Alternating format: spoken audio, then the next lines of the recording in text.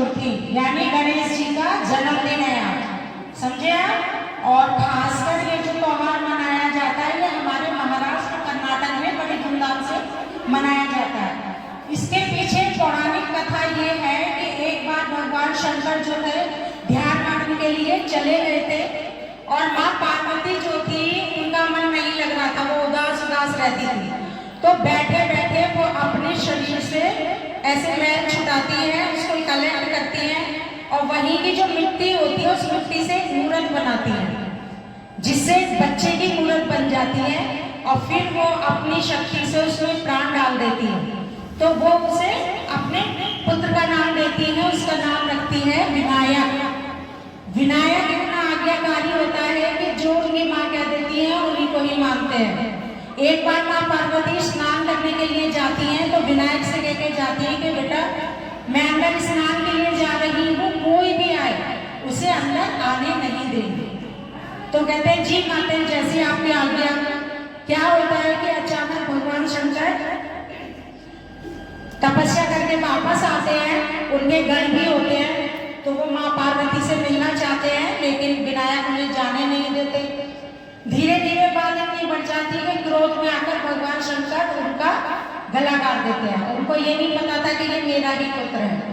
जब ये आवाज सुनकर माँ पार्वती बाहर आती है और अपने पुत्र का गला कटा हुआ देखती है और उसका सर जमीन पर होता है तो वो बहुत विलाप करती हैं और भगवान शंकर को दोषी ठहराती हैं और वो कहती हैं कि या तो मेरा पुत्र जीवित कर दो वरना मैं पूरी पृथ्वी पर आकाश पाताल तीनों लोगों में क्या कर दूंगी, संहार शुरू कर दूंगी। और उन्होंने उस समय अपना वही काली का रूप धारण कर लिया। जब ये हालात हो गए, पहले तो भगवान शंकर ने कहा कि एक बार जो मर जाता है वो जीवित नहीं होता, लेकिन जब उन्होंने माँ पार्वती का ये रूप देखा सबके कहने पर तो उन्होंने कहा कि ठीक है खोज के लाओ कि कहीं से भी किसी का भी सर मिल जाए तो उसको ले आना। उनके गण घूमने जाते हैं तो सबसे पहले उनके सामने एक हाथी आता है, तो वो हाथी को सारी बात बताते हैं। तो हाथी कहता है इसमें तो मेरा बहुत बड़ा सौभाग्य है और मैं अपना शीश देने के लिए तैयार हूँ। तो भगवान शंकर के जो गण थे वो हाथी का शीश जो है काट कर ले आते हैं और वही शीश उस विनायक के धड़ में जोड़ा जाता है और अपनी शक्ति से भगवान शंकर उनको जीवित कर देते हैं। और उसी दिन से विनायक का नाम पड़ा था गणेश। और गणेश चतुर्थी हमेशा ये जो भादों का महीना चलता है उसके शुक्ल पक्ष की चतुर्थी के दिन उनका जन्मदिन मनाया जाता है। महाराष्ट्र और कर्नाटक में इसको बड़ी धूमधाम से मनाया जाता है। आज के दिन सभी वहाँ पर गणेश जी को अपने घर लाते हैं।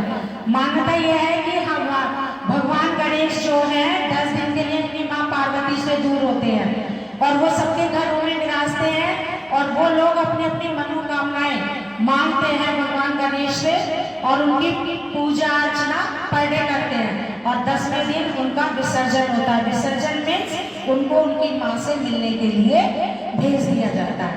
इसलिए हम ये जो त्योहार है गणेश चतुर्थी का वो मनाते हैं। आपको इनके पीछे की कथा समझ में आ गई समझो।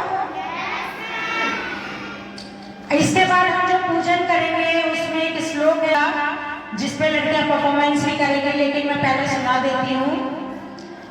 गजानन भूत गणात सेवितम् कपित जम्बू फल चारु भक्षणम् उमासुत शोक विनाश कारणम् नमामि विघ्नेश्वर पदपाद पंकजम्।